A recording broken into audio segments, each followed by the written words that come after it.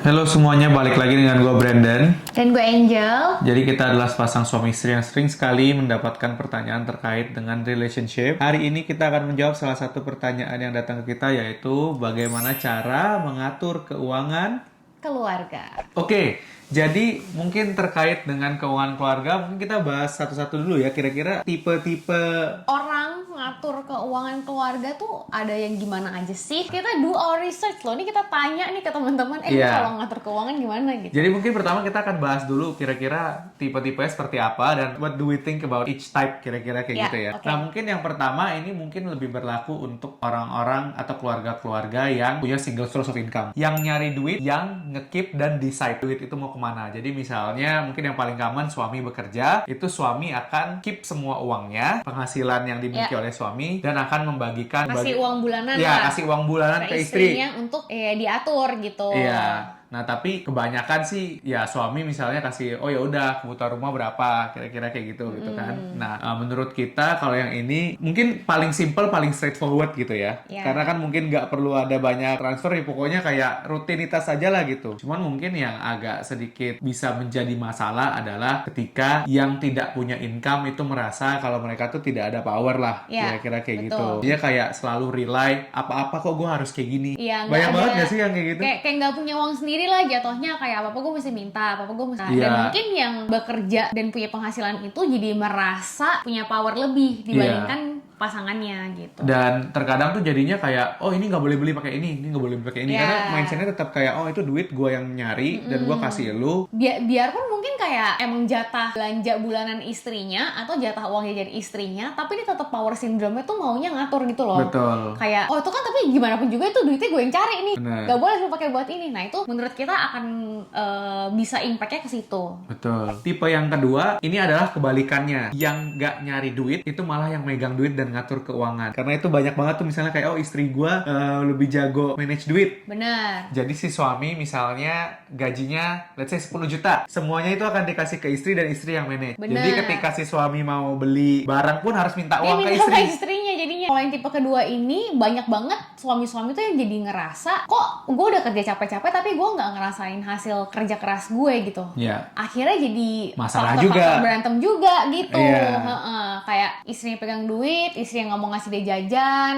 Mungkin suaminya mau spend untuk hal-hal hobi yang mungkin menurut istrinya kurang wise. Nah, itu biasanya sering banget tuh di blog. Padahal yang udah kerja capek-capek Si terkadang. suaminya juga gitu. Iya. Nah itu bisa jadi banyak lah ya permasalahannya. Iya, dan itulah kenapa kita juga tidak menganut yang satu ini. Ah. Yang ketiga, Tiga. nah ini agak Ini random. cincai-cincai nih. Ini cincai-cincai nih. Oh ya Random. udahlah. Tapi ini biasa terjadi dengan pasangan yang memiliki double source of income. Benar. Jadi misalnya si istri punya penghasilan sendiri, suami punya penghasilan sendiri. Oh ya udahlah, gue bayar yang gede-gede, KPR gue bayar, apa gue bayar. Terus nanti kalau masalah yang kecil-kecil, Istri misalnya, yang bayar. ya misalnya beli sayur hari-hari, apa semua itu istri yang bayar, misalnya kayak gitu. Nah, nanti kalau anak masuk sekolah, siapa yang bayar? Itu gede atau kecil? Itu kan bisa Karena jadi. itu lumayan subjektif kali ya. Betul. Gede kecilnya itu kan subjektif. Dan kalau aku ngerasanya bisa jadi kayak misalnya pas nih lagi suami yang bayar terus lagi gede semua, dia Iya. kan bisa jadi ributnya tuh kayak kok jadi gue yang bayar semua gitu. Betul. Nah itu kan jadi nggak ada yang jelas gitu Dan loh. uang ini masalah sensitif, jadi kalau bisa sejelas mungkin, lebih baik sejelas mungkin. Ya. Oke, nah itu tipe ketiga. Sekarang ada tipe keempat. Nah itu adalah tipe yang kita anut gitu ya. Nah jadi ini adalah tipe joint family money. Ya. Kira-kira kayak gitu. Nah jadi how it works. Jadi antara aku dan Angel kita buka satu account bank baru. Dan itu atas nama kita berdua. Jadi benar-benar Angelica/Brandon. Dimana kita berdua punya akses terhadap account tersebut. Dan kita punya PIN number terhadap account tersebut. Ya. Oke. Account ini itu adalah account bersama kita berdua. Di mana uang di dalamnya itu adalah untuk kebutuhan kita bersama. Nah, jadi mungkin ada dua hal yang mau kita bahas. Yang pertama itu gimana sih cara ngisi account ini, siapa yang contribute dan lain Ya. sebagainya. Jadi mungkin dari cara ngisinya sendiri, untuk saat ini yang kita anut adalah, jadi aku itu menyisihkan proporsi dari income aku ke tabungan yang ada di tengah ini. Pada saat ini let's say 20% dari income aku itu setiap bulan akan aku transfer ke joint account ini. Ada 10% proporsi dari income aku yang aku transfer juga ke rekeningnya si Angel. Jadi ini dua hal yang berbeda, oke? Uang rumah sama uang jajan istri. Dan jumlah yang kita transfer itu, of course kita hitung kebutuhan kita berapa, tapi pada dasarnya itu adalah menjadi angka persentase dari income yang aku dapatkan. Jadi kalau misalnya nih pendapatan Brandon naik, otomatis yang dia transfer itu akan bertambah karena kita tuh patokannya adalah persentase, Betul. bukan Angka nominalnya. Jadi kalau misalnya suami kerjaannya semakin naik, dapat promote, gajinya naik, oh berarti kehidupan keluarga sejahtera, semakin sejahtera, uang jajan istri semakin sejahtera. Bukan Betul. begitu Bapak? Iya. Nah, Karena dengan begitu, istri dan uang rumah nggak akan ada rasa kayak, kok lu pendapatan naik, tapi hidup kita kayak gini-gini aja. betul. Kenapa kita menganut proporsi sebenarnya bukan masalah berkembangnya doang. Misalnya gini, aku ada chance untuk bisa naik jabatan tapi kerjaannya gila. Yang jadinya di rumah tidak ada waktu, gitu kan. Yeah. Istri jadi punya rasa memiliki terhadap pekerjaan suaminya. Apakah gua mau uang di tengah Bertambah. ini bertambah dan uang bulanan gua bertambah karena income dia bertambah tapi dia jarang di rumah, atau memilih untuk stay aja nih. Sekarang juga udah cukup kok. Yang Betul. penting kamu di rumah lebih banyak. Misalnya kayak Betul. gitu. Nah, itu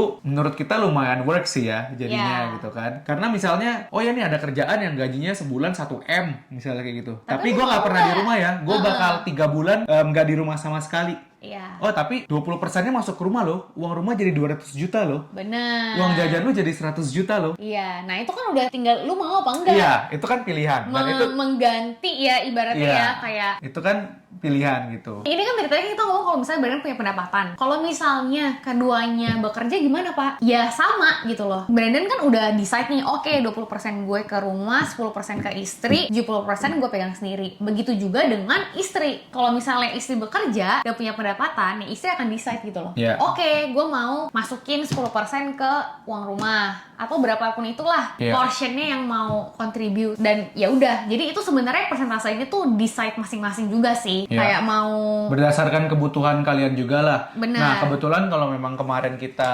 diskusi, nah angka proporsi tadi itu sebenarnya sudah lumayan cukup gitu untuk memenuhi kebutuhan kita, kira-kira kayak gitu. Tapi balik lagi kan, pendapatan orang, kebutuhan orang itu kan semua Ya. berbeda-beda. Kalau misalnya there is double source of income, mungkin rekomendasinya ya udah, misalnya suami kasih proporsi berapa persen dari pendapatan, istri kasih proporsi berapa persen Betul. pendapatan. Cuman kita tetap merekomen proporsi dari pendapatan. Ada yang dimasukkan ke joint account dan ada yang di-keep untuk diri sendiri. kalau tadi cara masukin uang ke dalamnya, nah ini cara keluarinnya adalah keputusan bersama. Uang rumah ini kita pakai ya untuk biaya rumah, groceries, listrik, air, bayar ART, bayar tukang, semuanya lah. Mau renovasi rumah, itu kita pakai uang rumah. Kalau misalnya liburan gimana Pak? Kan liburannya berdua Pak. Jadi kalau misalnya liburannya berdua pun kita akan ambil uang dari pool yang ini gitu. Karena kan itu Ya. basically kan kita konsen lah, kita pergi berdua, kira-kira kayak gitu. Kalau misalnya emang nggak cukup, ya kita chip in lagi. Iya, betul. Kalau kita kayak gitu.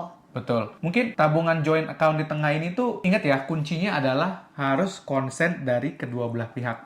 Karena mungkin banyak case-nya kayak gini. Ini mungkin tidak terjadi di kita, tapi kita tahu mungkin terjadi di orang. Keluarga Brandon lagi ada yang mau pinjem duit nih. Ini kan ada uang di tengah. Boleh nggak? Iya. Ini berdua harus agree. Angel Iya. harus agree untuk Mau pinjemin juga. Iya. Kalau lu pakai uang maupun di tengah. ini adek gua lah, kakak dua, Iya. kakak gua, mama gua, Harus papa gua. keputusan bersama. Nah, Betul. kalau misalnya Angel nggak setuju, lah terus Brandon pakai uang yang mana? Pakai uang 70% yang dia punya sendiri. Betul. Karena hanya proporsi uang tabungan inilah yang sebenarnya butuh konsen keduanya. Yes. Sedangkan tabungan kita masing-masing Ya udah, itu ya terserah Brandon mau beli motor kayak, besok dia mau beli Iya. mobil kayak, ya udah. mau Paling omel-omelin dikit. iya, mau misalnya hobi-hobi yang nggak jelas mungkin bagi istri-istri gitu kan. Ya Iya. itu mau centil-centil misalnya beli raket lah, beli apalah. Nah itu semuanya balik lagi ke uang tabunganku sendiri. Kalau misalnya ada keluargaku yang membutuhkan, ya itu misalnya aku mau memberikan, Angel tidak setuju, ya aku bisa tetap memberikan dengan uang yang aku punya di tabungan aku sendiri dan Angel tidak punya say tentang itu. Sama dengan Angel, uang pribadi dia itu uang pribadi dia. Jadi setiap bulan yang tadi aku transfer 10% itu pun aku tidak punya hak untuk mengutak-atik itu. Jadi kalau misalnya dia mau beli tas, ya terserah dia. Betul. Misalnya dia punya saudara ada yang membutuhkan dan lain sebagainya, itu udah urusan Keputusan dia. aku sendiri lah. Iya, karena setidaknya gini, joint account yang di tengah ini kita udah hitung bareng kalau itu cukup untuk kehidupan kita, kebutuhan Iya, kita, yes. gitu kan. Itulah kenapa ketika aku pakai uang personal aku, Angel tahu walaupun mungkin dia nggak setuju dengan cara aku pakai, kehidupan kita tuh Nggak udah akan- terjamin. Iya, nggak akan bikin kita susah, nggak Betul. akan bikin ritme kehidupan kita tuh berubah gitu loh. Itu Betul. kayak extra money yang lu bisa jajanin lah. Iya, nah jadi mungkin that's how we Manage. our income. Oke, jadi itu tipe yang keempat dan yang kita anut. Tapi again, balik lagi, setiap orang punya cara ngatur keuangan keluarga masing-masing. Nah, ini hanyalah salah satu dari banyak cara dan kita find it quite effective, kira-kira kayak gitu. Dan mungkin teman-teman di luar sana juga bisa menerapkannya Yes. di keluarga masing-masing. Nah, cuman kuncinya dari semua ini adalah transparansi sih. Karena kadang-kadang mungkin masalah itu timbul di saat banyak rahasia kali ya. Betul. Banyak rahasia dan banyak yang ditutup-tutupin gitu. Let's say misalnya suaminya yang bekerja. Kondisi suami ini menutupi keadaan finansial dia. Misalnya pendapatan dia ternyata tiba-tiba turun atau Yeah. bisnis lagi nggak bagus gitu loh. Tapi dia tutup-tutupin ke istri. Istri bilangnya Nah, dia pelit. Iya, misalnya istri jadi merasa kayak kok lu jadi pelit gitu. Iya. Nah, itu sebenarnya kan masalah itu tumbuh kan karena ada apa ya, ketidaktransparansian di antara kedua belah pihak gitu loh. Karena kalau misalnya lu tahu gitu, misalnya kayak oh suami lagi susah, itu kan harusnya secara logika sih ya, aku berpikirnya kayak harusnya istri pun pasti ada rasa oke, berarti kita mungkin harus lebih hemat gitu loh. Iya, jadi menurutku juga transparansi itu Penting sih. penting banget dan bukan dari sisi apa ya harta doang sih sebenarnya. Bahkan kalau misalnya yang berbisnis, utang dan lain sebagainya itu sangat penting untuk bisa Harus tahu, dibuka. kan hidup gak ada yang tahu ya. Iya. Kayak kalau tiba-tiba nih amit-amit, ya ampun, besok tiba-tiba hilang gitu nih orangnya. Kalau misalnya suaminya nggak tahu gitu atau istrinya nggak tahu apa-apa, Iya. kan bakal jadi urusan yang berat gitu ya. Iya. Jadi sih baiknya kalau kita sih menganut sistem transparansi. Iya. Oke, jadi mungkin itu tips dari kita ya untuk kira-kira cara untuk mengatur keuangan keluarga. Bagian tadi kita udah bilang kuncinya ada di transparansi antara suami dan istri. Untuk tipe-tipenya kalian bisa pilih sendiri, cuman mungkin bisa belajar juga dari tipe yang sudah kita tadi sampaikan. Again, if you agree or disagree, please feel free to put comments in the comment section. Dan kalau misalnya kalian ada pertanyaan yang ingin kita jawab, itu juga bisa langsung taruh di komen aja. Don't forget to subscribe dan juga nyalain loncengnya. Jadi kalau misalnya kita upload video baru, mungkin kalian bisa juga ke notify. Oke, thank you very much everyone for watching. I'll see you in the next video. Bye.